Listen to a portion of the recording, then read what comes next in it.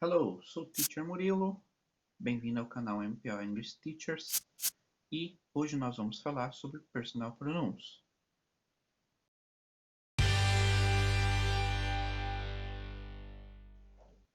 O que são personal pronouns?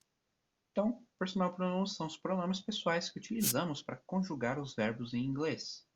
Então, eles são muito úteis para saber qual é o sujeito da nossa frase. E aí, isso vai facilitar muito para que a gente consiga identificar de quem estamos falando quando a gente não quiser citar o nome da pessoa, né?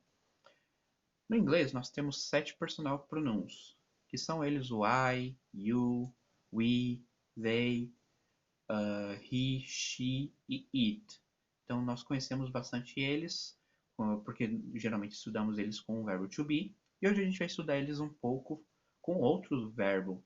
Então, nós vamos utilizar hoje o verbo speak, que é o verbo falar. Então, temos speak Portuguese, speak French, speak English. Então, falar português, francês, inglês e assim vai. Então, na primeira pessoa no singular, temos o I. Então, sempre que eu estiver falando que eu executo alguma ação, eu vou utilizar o I. Então, sempre que você mesmo estiver falando de uma ação que você executa para alguém, você vai utilizar I. No caso, I speak. I speak Portuguese. Eu falo português. Sempre que você quiser falar com alguém que ela faz alguma coisa, você vai utilizar o you. Isso sendo duas, uma pessoa, várias pessoas. E essa pessoa você está falando diretamente dela com ela. Então, você não está fofocando, você está afirmando, ou negando, ou perguntando diretamente para a pessoa que executa aquela ação. Então, eu vou utilizar o you. You speak. You speak Portuguese. Então, você fala português. You speak English. Você fala inglês. Então, isso aqui pode ser você ou pode ser vocês. Então, pode ser no plural também. Agora, eu quero afirmar, perguntar ou negar alguma coisa que nós dois fazemos. Se nós dois fazemos, we. Então, we speak. Nós falamos. We speak English. Nós falamos inglês. Se eu quero falar de uma pessoa com você, não é você, mas eu estou falando, estou fofocando de alguém. Então, eu vou utilizar o he ou she. Então, se eu estiver fofocando de um homem, eu vou falar o he. Ele fala. Aí fica he speaks. Aí agora a gente colocou um S. Por quê? Porque a terceira pessoa no singular, no presente, eu tenho que colocar um S. Então, as poucas regras que nós temos no inglês para conjugar verbos e tudo mais, que é, na terceira pessoa no singular, no presente, eu tenho que colocar um S. Mas eu não preciso fazer isso no passado, não preciso fazer no futuro. Então, isso é uma coisa mais do presente simples. Então, he speaks. Ele fala. Se eu quero falar de uma mulher, fofocar de uma mulher, she speaks. Então, ela fala. Ou se eu quero falar que um animal fala, um brinquedo fala, aí eu vou utilizar o it. It speaks. E vou utilizar o s, porque ainda é terceira pessoa no singular. Então, imagina que você está falando que o seu gato fala. Então, você já comentou sobre o gato. Então, você não vai utilizar o gato de novo na frase. Você vai utilizar o it. It speaks. Agora, você quer fofocar de várias pessoas. Independente se é homem, se é mulher, se é animal, se é objeto. Mas são vários. Não é um só. Eu vou utilizar o they. Aí fica they speak. E eu não vou colocar um S. Por quê? Porque é a terceira pessoa no plural. Plural eu não preciso colocar S. Bem simples, né? Então, é bem prático utilizar os personal pronouns.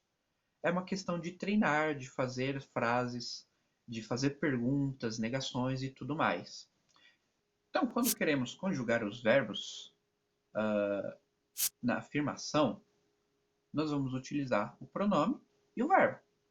Vou utilizar o simple present, porque assim fica mais fácil de exemplificar as coisas que nós estamos aprendendo hoje. Então, no simple present, eu vou utilizar o verbo no presente. Então, é o verbo na forma normal dele. Mas o que acontece?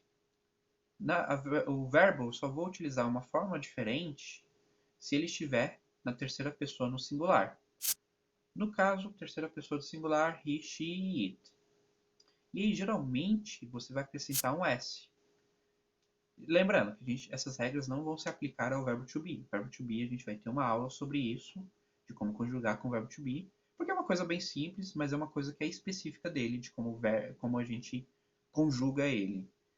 Mas vamos utilizar aqui, por exemplo, o verbo speak, que é o verbo falar. Então, o verbo speak, quando eu vou conjugar ele com I, you, we e they, eu vou utilizar o pronome e speak.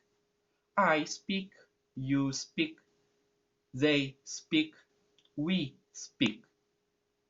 Agora, quando eu vou utilizar ele na terceira pessoa, quando eu vou falar de alguém, para alguém, aí eu vou utilizar o he speaks, she speaks, it speaks. E aí, ele colocou um S. Isso porque nós estamos afirmando. Se nós formos negar, aí já tem uma regra um pouco diferente. Em vez de eu mudar o verbo, eu vou mudar o meu verbo auxiliar. Então, no Simple Present, o verbo auxiliar é o do. E aí, como vai ficar a ordem? Vai ficar o pronome, o verbo auxiliar, e depois o not, e depois o verbo que você está negando. Então, por exemplo, I do not speak. I do not speak English. Eu não falo inglês. You do not speak English. Você não fala inglês. We do not speak English. Nós não falamos inglês. They do not speak English. Eles não falam inglês. Ou elas não falam inglês. E aí a gente utilizou o do not. Só que do not parece que ficou muito grande a nossa frase. E a gente quase nunca vai ouvir isso das pessoas.